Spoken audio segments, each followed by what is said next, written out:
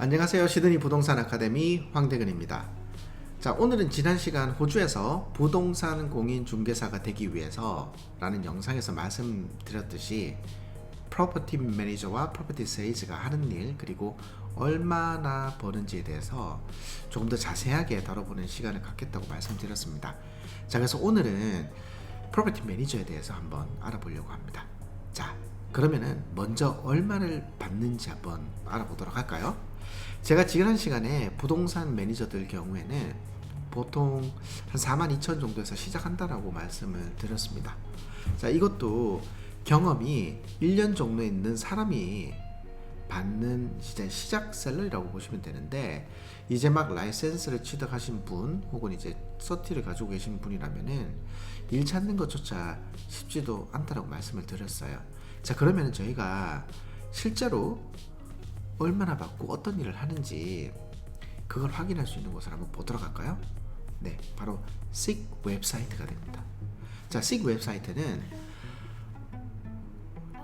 호주에서 구인 구직을 대표하는 웹사이트로서 여기를 통해서 회사들이 직원들에게 얼마의 셀러리를 주는지 알 수가 있고요.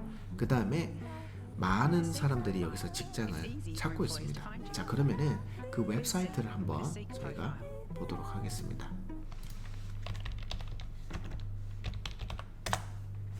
네, 화면에서 보시면은 여기 SEEK, SEEK가 됩니다. 여기 웹사이트인데 여기서 저희가 이제 자 프로퍼티 매니저라고 하고요. 그리고 지역을 시드니라고 해보겠습니다.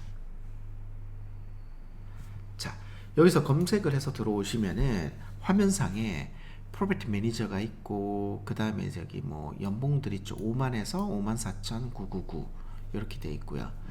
그리고 밑으로 내려오시면 스타팅 셀러리가 45,000에서 38,000, 그리고 주니어 프로퍼티 매니저, 그리고 밑으로 한번 더 조금 내려보도록 할게요. 여기 보시면 뭐 $65,000 패키지가 보이기도 하고요. 70,000K 패키지죠.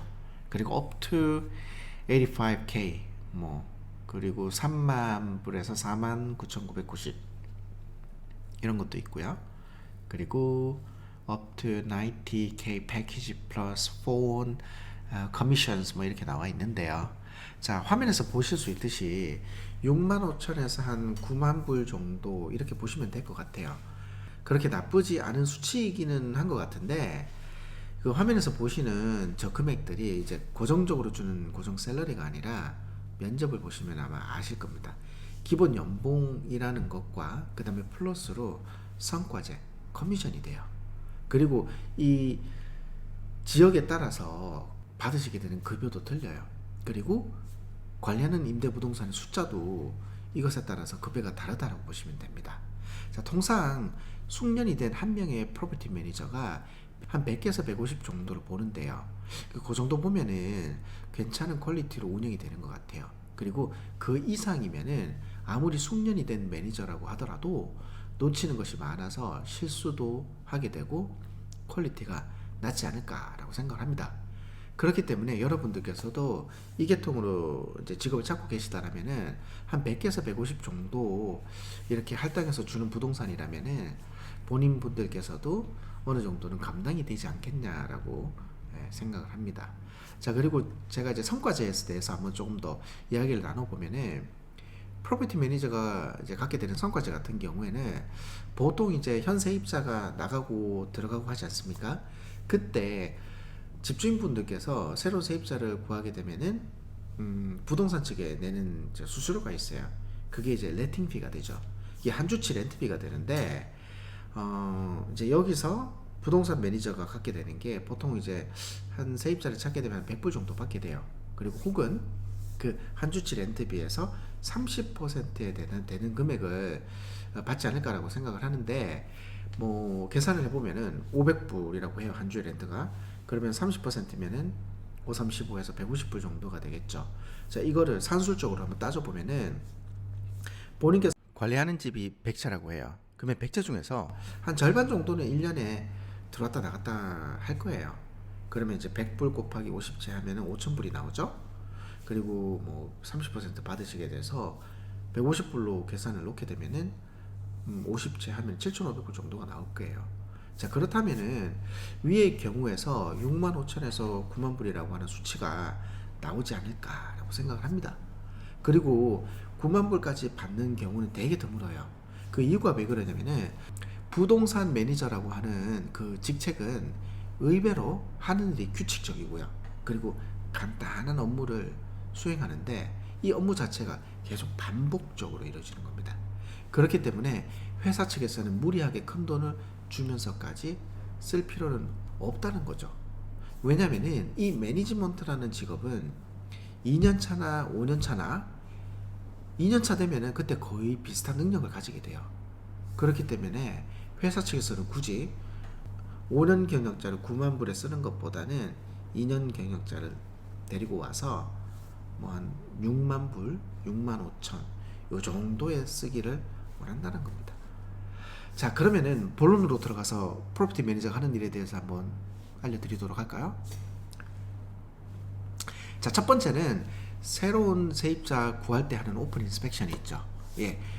인스펙션, 렌트 인스펙션 가시면은 저기 사인보드 이렇게 갖다 놓고 깔아놓고 이렇게 딱 그래도 정작 있고, 근데 가끔 좀 캐주얼하게 입고 가는 경향들이 있는 것 같아요.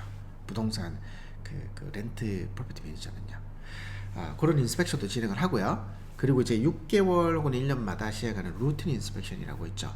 그러니까 현 세입자가 집을 어떻게 잘 쓰고 있는지, 그리고 세입자한테 가서 집에 뭐 문출할 게 있는지 뭐 이런 거 체크하는 거예요. 그 루틴 인스펙션을 해야 되고요. 그리고 두 번째, 이거 되게 중요하죠. 세입자 렌트비 현황 파악 및 업데이트가 됩니다. 세입자가 방값을 제때 페이하는지 뭐 확인도 해야 되고, 늦는 세입자가 있다면 연락을 해가지고 페이 해주라고 해야겠죠.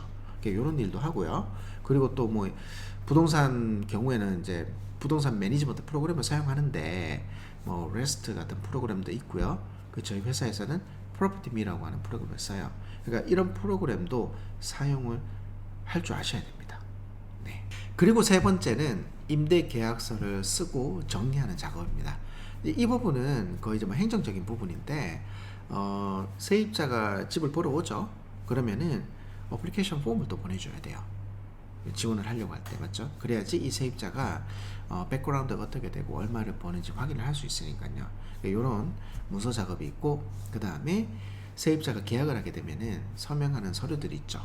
그 바로 뭐 예를 들자면은 Residential Tenancy Agreement라고 해서 임대 계약서가 되고요. 그리고 뭐 컨디션 리포트, 집 상태 체크하는 거, 그 리포트가 있습니다. 이런 것들, 그 행정적인 부분도 하시게 되는 겁니다.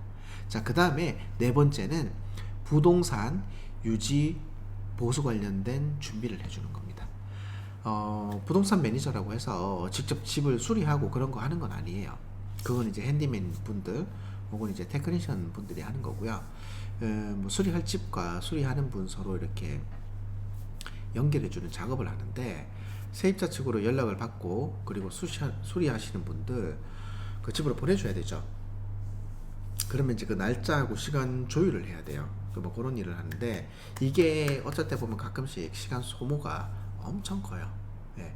그리고 또 뭐 또 다른 시간 소모가 큰 작업이 뭐냐면은 바로 빌딩 매니저하고 스트라타 회사와의 커뮤니케이션입니다. 자, 이 부분은 영어가 어느 정도 능수능란하게 쓰실 수 있는 분이셔야 돼요. 커뮤니케이션을 해야 되니까요. 말로 하는 경우도 있지만, 빌딩하고 이야기할 때는 리턴으로 이메일로도 이제 커뮤니케이션 많이 하거든요. 그래서 영어가 어느 정도 되시는 분이셔야 됩니다. 그리고 이제 아파트에 사시는 분이라면 다 알 거예요. 뭐 빌딩 매니저들 있죠. 한국에서는 경비원 아저씨라고도 부르죠. 근데 여기서는 그 경비원들이 되게 정말 까탈스럽고, 뭐 내가 들어가고 나갈 때 이사 같은 거 있죠. 예, 그때 체크도 많이 하죠. 그래서 정말 피곤하게 하는 사람들이에요. 이런 건물 관계자들과 이제 커뮤니케이션도 하셔야 됩니다. 자, 그리고 다섯 번째는 집주인과 세입자의 관리입니다. 자, 이게 무슨 말이냐면은, 관리해주는 집에 문제가 생기면은 집주인에게 연락을 해서 이제 알려줘야겠죠. 그리고 이제 집주인의 허락을 받아서 세입자하고 연락을 취한 다음에 그 커뮤니케이션 하는 일도 하셔야 됩니다. 이게 중간에서 중개자를 한다라고 보시면 되고요. 네, 그리고 여섯 번째는 렌트 광고에 관한 부분인데요. 그 렌트 세입자를 구할 때 보면은 다들 이제 뭐 도메인 프리스테이트 웹사이트 많이 보시죠. 네, 거기 광고 올리는 거예요. 거기 광고는 부동산 매니저들이 올리는데 경우에 따라서는 이제 프로퍼티 매니저가 직접 가서 사진을 찍고요. 그리고 그 사진을 광고에 올리기도 해야 돼요. 그리고 광고에 들어가는 이제 문구도 작성을 하셔야겠죠. 이런 일도 한다라는 거. 그리고 일곱 번째는 렌트 리뷰입니다. 자, 이게 무슨 말이냐면은 렌트비 경우에는 시간이 지나면은 대체적으로 이제 상승을 하죠. 그리고 그 시세도 아셔야 되기 때문에 집주인분들 경우에는 뭐 세입자가 재계약을 할 때 혹은 새로운 이제 세입자를 구할 때 꼭 현재 렌트 시세를 물어보세요. 그렇기 때문에 그 렌트 리뷰하는 일도 하시게 되고 그것을 하실 줄도 알아야 되는 겁니다. 자, 이상 위에서 알려드린 7가지가 프로퍼티 매니저가 하는 일이랍니다. 자, 1년차 정도가 되면은 웬만하신 분들이 위에 7가지가 손에 맞게 되실 거예요. 근데 이 직업은 그냥 어레인지먼트라고 해서 중간에서 연결해주는 그런 어레인지먼트 있죠. 그걸 잘하는 것이 가장 중요한 포인트이기 때문에 본인이 스트레스를 받지 않고 어레인지먼트를 잘 하시는 분이라면은 적성에 맞으실 거라고 생각을 해요. 그리고 세입자가 나가고 들어갈 때 꼭 증명하는 서류들을 잘 정리해 두셔야 돼서 뭐 그 이유는 뭐 세입자 나갈 때 집 체크를 해야 되죠. 그래서 세입자가 맞는 데미지는 알려주고 그리고 그 수리를 하라고 이야기를 해줘야 돼요. 그래야지 다음 세입자가 들어올 때 그게 다 완료가 된 상태로 들어오기 때문에 뭐 다음 세입자가 좋아하겠죠. 그래서 이제 커뮤니케이션도 많이 하는 그런 직업이기도 하고 그리고 말도 많이 하는 직업이기도 합니다. 또한 행정적 처리를 잘 할 수 있는 분이셔야 되기도 하고요. 그래서 이러한 부분들이 프로퍼티 매니저가 하는 일이며 스트레스를 받는 부분이기 때문에 이런 부분을 잘 하셔야지 적성에 맞다라고 보시면 될 것 같습니다. 자, 그리고 부동산 회사에서는 프로퍼티 매니저를 찾을 때 어떤 사람들을 선호하는지 한번 보도록 할까요? 자, 이것 또한 제가 알려드렸던 Seek 웹사이트를 보시면은 아실 수가 있을 거예요. 자, 화면상에 뭐 그냥 한번 들어가 보도록 할게요. 뉴타운. 어떤 사람을 찾느냐. 자, 여기 보시면 이제 190여 채의 부동산 관리죠. 그러니까 190채 관리를 해라라는 거예요. 수치는 좀 많은 편이기는 하고요. 그리고 뭐 하는 일들이 여기 보시면은 제가 알려드렸던 대로 컨디션 리포터라든지 어리얼 컨트롤, 뭐 렌트 비리기 내는 거 그런 것들이 되고요. 렌트 비율 여기도 있죠. 자, 그 다음에 어떤 사람을 찾는지 그 부분은 여기 있어요. 30 가지고 계신 분 그리고 2년 이상의 경력자죠. 예.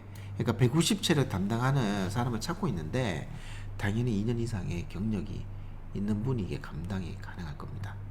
자, 그리고 organization skill이라고 해서 이거는 제가 말씀드렸던 중간에서 중개하는 역할이 돼요. 그러니까 정리정돈 이런 정도로 보시면 되고요. 그리고 자, 여기 있죠.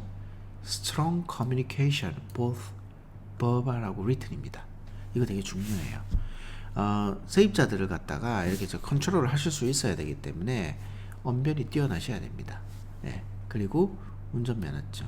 예. 이 정도 보시면 될 것 같아요. 자, 그래서 이제 부동산 매니저, 프로퍼티 매니저가 하는 일에 대해서 많이 이해들 되셨나요? 오늘 알아본 부동산 매니저가 하는 일들과 그리고 연봉 샐러리에 대해서 잘 한번 생각을 해보시고 호주 부동산 공인중개사를 계획하시는 분들이 계시다면 잘 한번 생각해 보시면 되겠습니다. 자, 오늘 영상 보시고 혹시나 프로퍼티 매니저로 일하고 계신 분이 있으시다면 위에 7가지 내용 이외에 본인께서 더 하시는 일이 있으시다면 댓글로 남겨주시게 되면 시청하시는 분들에게 많은 도움이 되지 않을까라고 생각을 합니다. 그리고 영상 보시는 분들께서도 궁금하신 사항이 있으시면 댓글로 남겨주시면 제가 아는 선에서 답을 드리도록 하겠습니다. 자, 오늘 영상 보셨다면 구독하기, 좋아요 알람 설정까지 부탁드리겠습니다. 감사합니다. 이상 시드니 부동산 아카데미 황대근 소장이었습니다.